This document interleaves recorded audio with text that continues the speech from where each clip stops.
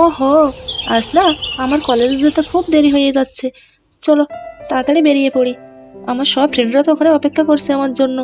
আমাকে এক্ষুনি বাসে উঠতে হবে, তা না হলে বাসটাও ফেল করবো আমি। এই রিয়া, রিয়া, শোন শোন, এদিকে একটু শোন। ও মা, তুমি ডাকছো?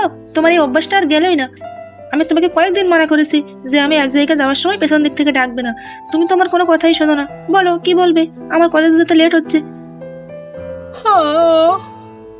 এত সকাল সকাল কলেজে বেরোচ্ছিস? বলি তোর বৌদি কোথায় রে? দেখেছিস? বৌদি তো বাড়িতেই আছে কোথাও, দেখে নাও, খুঁজে নাও।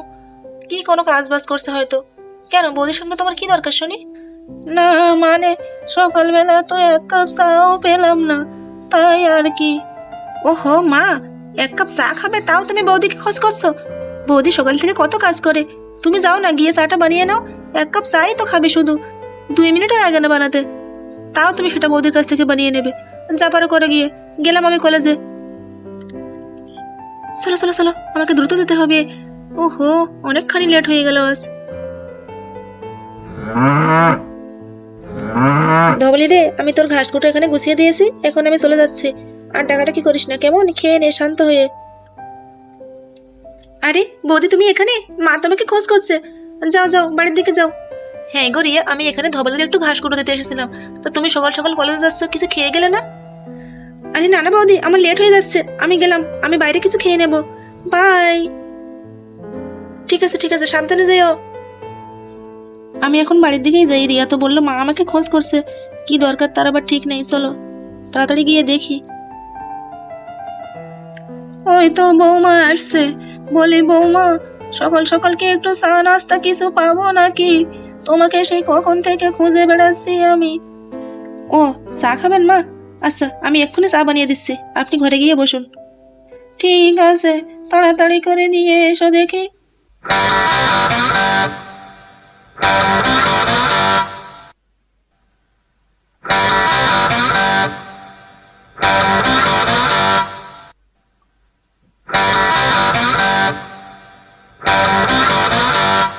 চলো যাই, চাটা রেডি হয়ে গিয়েছে, গিয়ে মাকে দিয়ে আসি। মা নিশ্চয়ই চায়ের জন্য অপেক্ষা করে আছে।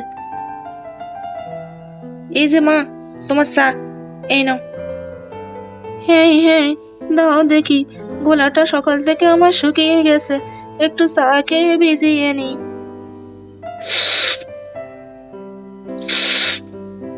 আরে বৌমা, চায়ে এত চিনি কেন দিয়েছো? এত চিনি দিলে তো সংসারে উন্নতি আর কোনোদিন হবে না। চায়ে কি এত চিনি দেয়? কেন একটু অল্প করে দেওয়া যায় না শুনি? আরে মা, আমি তো অল্প চিনি দিয়েছি, মাত্র আধা চামচ চিনি দিয়েছি, এত বেশি হলো কই? চিনির জন্য চা তো আমি খেতেই পারছি না। এমন করে সংসার করলে দুদিনেই সব শেষ হয়ে যাবে। ঠিক আছে মা, এখন থেকে আমি আপনার চায়ে চিনি অল্পই দেব। বাপরে বাপ, দেখুন কি অবস্থা, আধা চামচ চিনি নাকি আবার বেশি হয়ে গেল। যাই হোক, বলছি মা, তোমার ছেলে তো সেই বাড়িতে নেই সকাল থেকে, বাজারে যেতে হবে, সবজি মাছ সব নিয়ে আসতে হবে।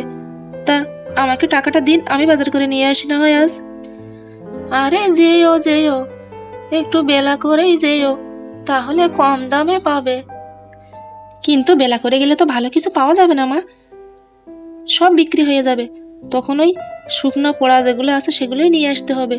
তাহলে ক্ষতি কি বৌমা? একটু গুছিয়ে সংসার করতে শেখো, বুঝলে? দুটো পয়সা বাঁচালে তবে সংসারের ভালোই হবে। ওই বেলা করেই যেও।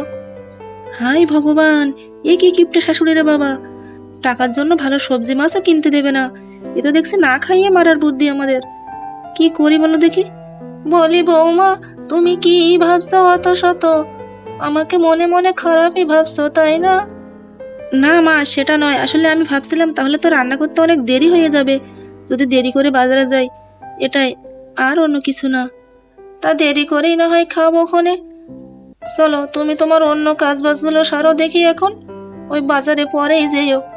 আজ যদি তুমি না যেতে চাও তাহলে আজ বাজারটা না হয় আমি করে আনবো, কেমন?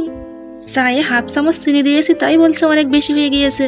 আর যদি আমি বাজার করে নিয়ে আসি তাহলে আমার ঘাড়ে কোন দোষ চাপবে তার ঠিক নেই। তার থেকে বরং উনিই যাক বাজারে, গিয়ে যা খুশি তাই নিয়ে আসুক, আমি শুধু রান্না করে দিলেই হলো। মা বলছি, না হয় তুমি যাও বাজারে, আমার এদিকে অনেকখানি কাজ পড়ে আছে বুঝলে তো, তুমি যাও, আজ বাজারটা তুমি করে নিয়ে এসো, আমার কোনো অসুবিধে নেই। এই তো লক্ষ্মী বৌমার মতো কথা, ঠিক আছে আমি যাব বাজারে একটু পরে। আরে হ্যাঁ, সংসারের একটু আয় উন্নতির কথা ভাবো। হ্যাঁ চলো, চাটা আমি খেয়েই নিই, বানিয়েছো যখন তো আর ফেলে দেওয়া যাবে না।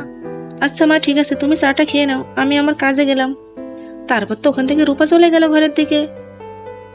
আর এখানে বসে বসে কিপ্টের শাশুড়ি মা পরিকল্পনা করতে থাকে যে সে কম টাকার ভিতরে কি কি জিনিস নিয়ে আসতে পারে।